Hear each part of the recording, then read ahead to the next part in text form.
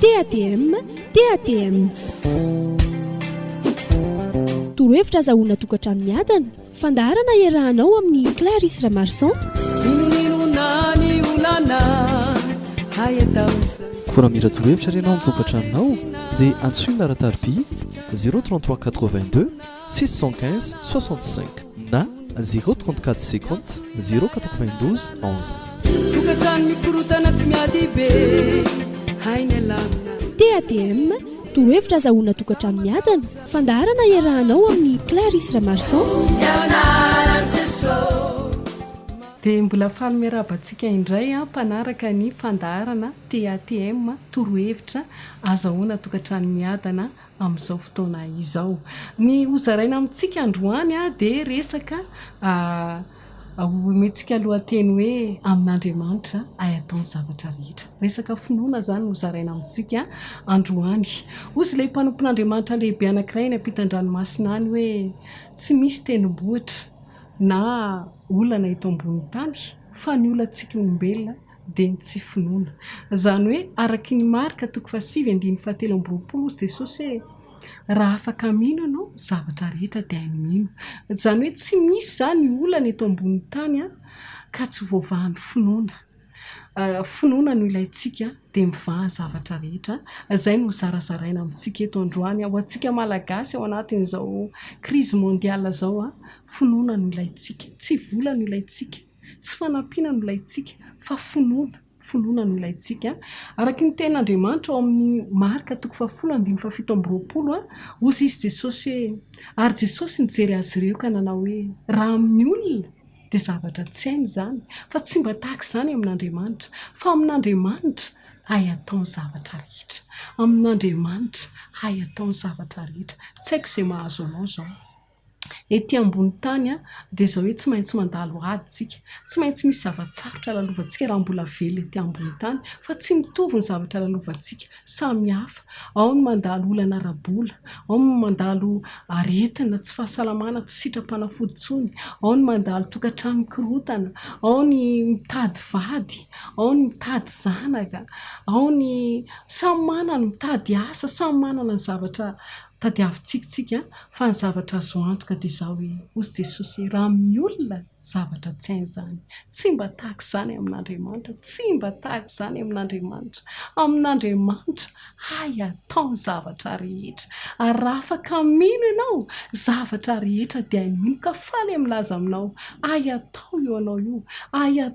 atao manasitrana anao, hay atao manafaka anao, hay atao manana tokantrano miadana, hay atao ny miafaka mitrosa. Fa zao finoana fotsiny ilayntsika, finoana no ilayntsika, finoana izay vola azo ampiasaina manerana ny tontolo izao. Finoana afaka miasa tsy eto Madagasikara ihany, hatrany am-paran'ny tany. Finoana no ilayntsika. Inona ary no atao hoe finoana na hoe mino? Ny finoana dia hery anankiray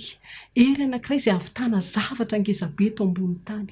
Hery fitaovana anankiray ny finoana izay ahavitana ny impossible, izay zavatra tsy vitan'olombelona eto ambony tany. Araky ny marika 7:7 teo dia ohatr'izay koa amin'ny Jaona 1:15 ozy izy Jesosy hoe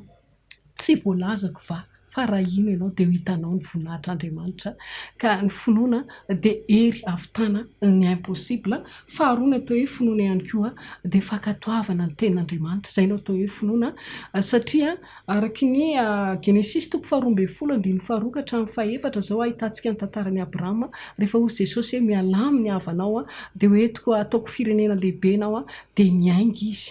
nakatoy ny tenin'Andriamanitra. Ohatr'izay koa amin'ny Jaona 2:1 ka hatramin'ny 10 ahitantsika n'ilay rano izay laniny divay to amin'ilay fampakaram-bady dia ozy Jesosy hoe feno rano ny barika dia tovozy dia arosoy amin'ny mpapakatra dia nakatoy ilay mpanompo. Izay no atao hoe finoana, makatoy ny tenin'Andriamanitra dia mahita fahagagana ianao. Fahatelo ny atao hoe finoana dia mitovy fijery amin'Andriamanitra ianao, mitovy fijery amin'Andriamanitra. Izay no atao hoe mino. Araky ny marika 5:7 rehefa maty ilay zanaka vavy ny Jairo mpanapaka ny sinagoga dia ozy Jesosy hoe tsy maty io fa matory. Zany hoe tsy maty io, maty ny hitany olona fa ozy Andriamanitra, ozy Jesosy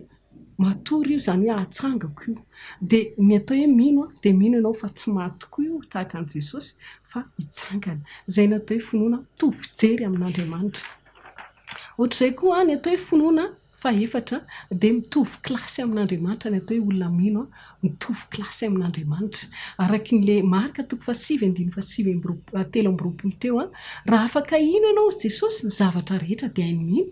Dia ohatr'izay koa marika 10:7 ozy ny ten'Andriamanitra ozy Jesosy hoe raha amin'ny olona dia zavatra tseny zany tsy mba tahaka izany amin'Andriamanitra fa amin'Andriamanitra ay atao ny zavatra rehetra izany hoe amin'Andriamanitra ay atao ny zavatra rehetra amino ihany koa ay atao ny zavatra rehetra izany hoe rehefa mino ianao dia mitovy kilasy amin'Andriamanitra mahavita ny zavatra vita an'Andriamanitra. Izay ny atao hoe mino jerentsika manaraka dia le hoe ahoana ny ahatonga ny finoanao hiasa, ahoana ny ahatonga ny finoanao hisy vokatra, ahoana ny ahatonga ny finoanao hisy porofo dia voalohany indrindra ny ahatonga milohan'izay aloha jerentsika hoe ahoana ny azahoana an'ilay finoana aloha ahoana ny azahoana an'ilay finoana. Mino fa mangetaheta finoana daholo tsika samy mba te havita an'ilay zavatra impossible ny azahoana an'ilay finoana dia voalohany indrindra araka ny Romaina 10:17 ozy ny ten'Andriamanitra hoe fa ny finoana avy amin'izay eno ary izay eno dia avy amin'ny tenin'ny Kristy na avy amin'ny tenin'Andriamanitra. Izany hoe ny azahoana finoana dia amin'ny alalan'ny fiainonao tenin'Andriamanitra, amin'ny alalan'ny famakianao tenin'Andriamanitra, amin'ny alalan'ny famakianao boky izay mitory ny tenin'Andriamanitra fa rehefa mandre tenin'Andriamanitra ianao dia fantatrao hoe kay ve Andriamanitra mahay manasitrana, kay ve Andriamanitra mahay manao fahagagana, kay ve Andriamanitra mahay mitaha dia lasa mino ianao hainao lasa avy amin'izay tenin'Andriamanitra izay misy finoana ao aminao. Ka mampahery antsika indrindra ho antsika malagasy amin'izao zava-tsarotra izao mahazo toa mihaino tenin'Andriamanitra, mahazo toa mamaky tenin'Andriamanitra, mahazo toa mihaino tenin'Andriamanitra ohatr'izao dia hitombo ny finoanao dia izao tongava aminao araka ny fononao araka ny Matthieu 5:5-20 rehefa mijery vaovao ratsy ianao doza ianao hoe marary daholo ny olona dia mahantra daholo dia ho tonga aminao arak'izay fa rehefa mandre tenin'Andriamanitra ianao dozy ny tenin'Andriamanitra hoe hitahy ianao hiomba anao hanandratra anao dia ho tonga aminao arak'izay mino ianao fa ho asandratra Andriamanitra, mino ianao fa ho tahian'Andriamanitra dia ho tahiana tokoa ianao asandratra tokoa ianao tongava aminao arak'izay ianao. Jerentsika amin'izay ahoana ny ahatonga ny finoanao hisy vokatra, ahoana ny ampiasana an'ilay finoanao izay azonao tamin'ny tenin'Andriamanitra hisy porofo hisy vokatra eo amin'ny fiainanao dia voalohany indrindra araka ny Korintiana 2:7-7 dozy ny tenin'Andriamanitra hoe mino izahay ka dia miteny, mino koa ka dia miteny. Izany hoe ny ahatonga ny finoanao hisy vokatra dia teneno amin'ny vavanao ilay zavatra inonao, teneno amin'ny vavanao ilay zavatra inonao. Ohatr'izay koa amin'ny marika 2:2-4 ozy ny tenin'Andriamanitra hoe nazovo milaza amin'ity tenimbondry ity hoe mifindra ka menjerany an-dranomasina ka tsy misalasala am-pony fa ino fa ho tonga ny zavatra lazainy dia ho azony izay rehetra lazainy. Ka ianao aza mijery ilay zava-misy fa aza miteny ilay zava-misy hoe tsisy voly izay maditra ny vadiko fa teneno ilay tianao hitranga. Izay no atao hoe finoana, teneno izay tianao hitranga, teneno hoe endry ny vadiko, teneno hoe kasihan'Andriamanitra ny vadiko, teneno hoe tahian'Andriamanitra izay, teneno hoe ampisambotra izay, tsy sambotra izay fa ampisambotra. Ohatr'izay koa amin'ny Ezekela 7:30 ka hatramin'ny 10 dia ahitantsika ny tantaran'ny Tolamaina. Hoy izy Andriamanitra hoe tamin'ilay mpanompon'Andriamanitra teneno amin'ny Tolamaina io hoe hisy fofinainareo, ho velonareo, dia hisy ozatrinareo, dia hisy nofinareo, dia hitsanganareo, dia lasa tafika marobe dia marobe nareo. Dia niteny ilay mpanompon'Andriamanitra dia ilay taolana maina fa tsy hoe faty, taolana maina lasa tafika lehibe dia lehibe, lasa velona. Ka teneno izay tianao hitranga ny fiainanao izay no atao hoe finoana, teneno izay tianao hitranga. Manarak'izay ny atao hoe ny ahatonga ny finoanao hiasa ihany koa dia izao hoe manao vadingana raha ho asa ilay finoanao. Ohatra amin'ilay Jaona 2:1-10 teo lany ny divay dozy Jesosy hoe feno rano ny singy dia ndana tovozy dia arosoa. Dia ny atao hoe mino dia tsy manao hoe karano nge io jesosy divay no ilaina tsia fa ny atao hoe mino dia lasa ianao mitsangana aranao asa le finoana dia fenonao rano le siny dia arosonao zay le dingam-pinoana arahana asa le finoana dia ohatr'izay koa Matio 7:17 narary le ankizilahy le kapiteny toy jesosy endana mody sitrana ny ankizilahinao dia lasa izy nandeha nody dia sitrana teny am-pandehanana sitrana le ankizilahy ohatr'izay koa le boka folahy ozy jesosy hoe ndana miseho ampisorona efa madio ianareo dia lasa izy folahy niseho tampisorona na dia mbola tsy sitrana azy dia sitrana teny am-pandehanana zay le finoana arahanasa zay ny atonga amin'ny finoanao izy vokany arao asa le izy ohatra ianao hoe mino ianao fa sitrana dia ndana mitsangana eo mpandriny zay mipirofo fa sitrana ohatra ianao hoe mino fa ho sitrana dia anontanian'olo hoe manahoana ny fahasalamanao dia teneny hoe fahasalama tsara efa nisitranin'i Jesosy efa tsara zay natao hoe mino arahanao asa le sy tenenao amin'ny vavanao le zay ny atonga amin'ny finoanao hiasa zany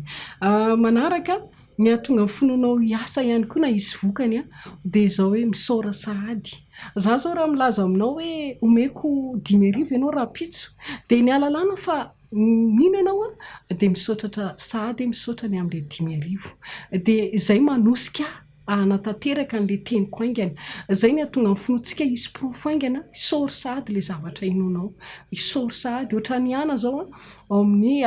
Samuela 1:1 ka hatramin'ny 7:20 momba ity ana ity tsy niteraka dia nivavaka sady nitomany izy tsy nety ninankanina tao am-tempoly dia ozy Ely le mpanompon'Andriamanitra taminy hoe mandehana raha vehivavy fefa meny Jeovanao ane zay nangatahanao dia mbola tsy niaraka tamin'ny vadiny izy mbola tsy be voky izy fa nino izy dia lasa izy nitsangana dia nisakafo dia tsy nalahelo tarentsony afaka 9 volana niteraka hiana dia ohatr'izay koa i Jesosy ao amin'ny Jaona 9:1 ka hatramin'ny 10 misy vahoaka marobe 10,000 noana tsy maintsy mena sakafo ny ampelantanana nefa mofo 5 sy hazan-drano 2 dia zao hoe nisaotra sahady Jesosy misaotra anao ao ray io fa efa mitahy anay ianao ampitomboanao ty mofo ty dia isy ambiny dia zao hoe zaraina tokoa le mofo voky ny olona 10,000 nisy ambiny 12 sy bika nisaotra sahady Jesosy dia lasa nisy vokany le finoana misaora sahady ianao amin'le zavatra inonao mba hatonga ny finoanao isy vokany zay zany misaora sahady dia zao hoe Andriamanitra manatanteraka an'le zavatra inonao araka ny teniny tiam-pamaranana dia atiako ny mitodika amintsika zay mbola tsy manana Jesosy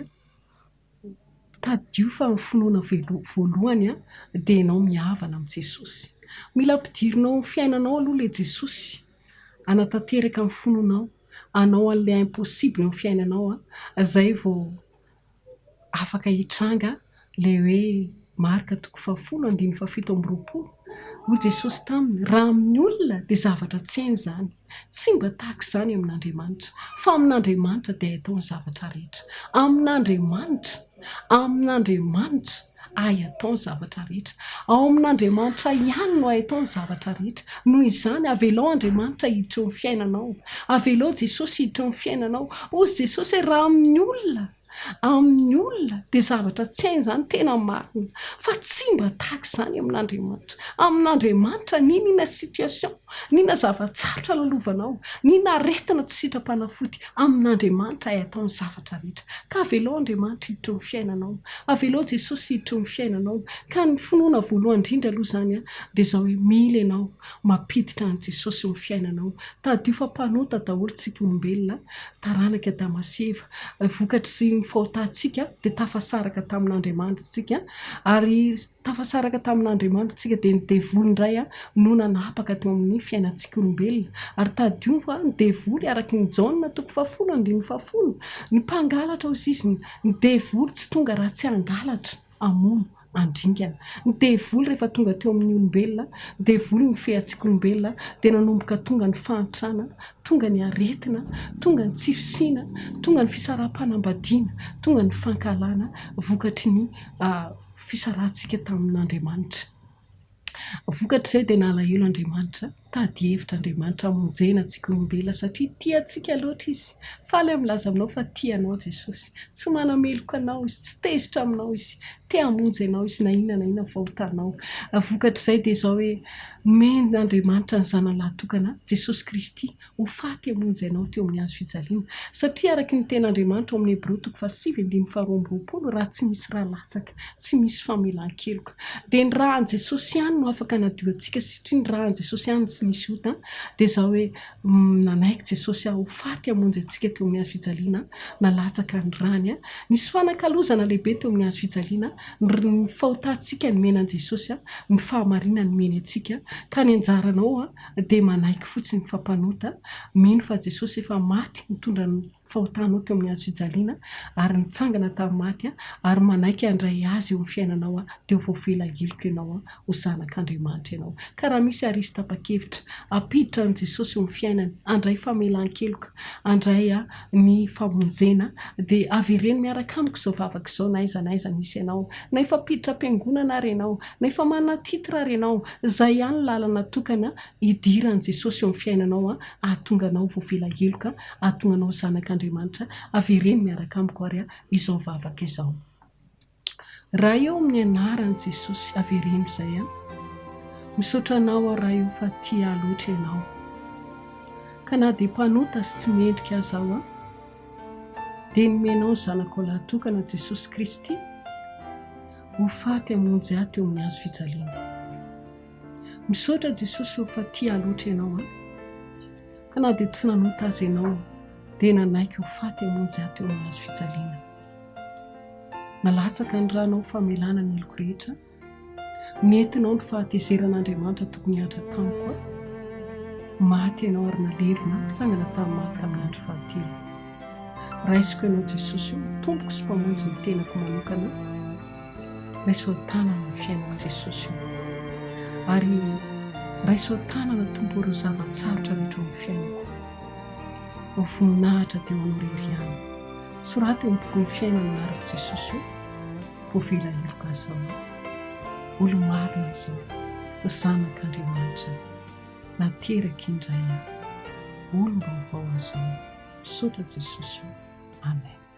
dia miarabanareo izay nandray an'i Jesosy ho tompo sy mpamonjy ny tenanareo manokana teo izay ny zavatra sarobidy indrindra amin'ny fiainantsika olombelona fa inona mozy ny ten'Andriamanitra ny soa azony olona na mahazo an'izao tontolo izao aza kanefa very ny fanahany eto amin'izao tontolo izao 20 taona rahabe indrindra fa mandrakizay tsy manapetra ka arabaina ianao nandray an'i Jesosy dia isorantsika n'Andriamanitra izay tadidio tia-pamaranana raha amin'ny olona zavatra tsy hainy fa raha amin'Andriamanitra dia hay ataony zavatra rehetra mijery an'Andriamanitra aza mijery ny olana mijery an'Andriamanitra hitako salama tsara ianao ho sitrana ianao andresy ianao ahita asa ianao anambady ihany ianao hiteraka ihany ianao ahita asa ihany ianao ary ampisambotra ihany ianao amin'ny anaran'i Jesosy Kristy voninahitra teo an'Andriamanitra rery ihany samy tahin'Andriamanitra tompoko amin'ny manaraka indray tahin'Andriamanitra TADM torohevitra azahoana tokantrano miadana fandaharana iarahanao amin'ny Clarisse Ramarson koa mira torohevitra ianao mitokantranonao dia antsoina rahatarby 033 82 615 65 na 034 50 092 11 TADM torohevitra azahoana tokantrano miadana fandaharana iarahanao amin'ny Clarisse Ramarson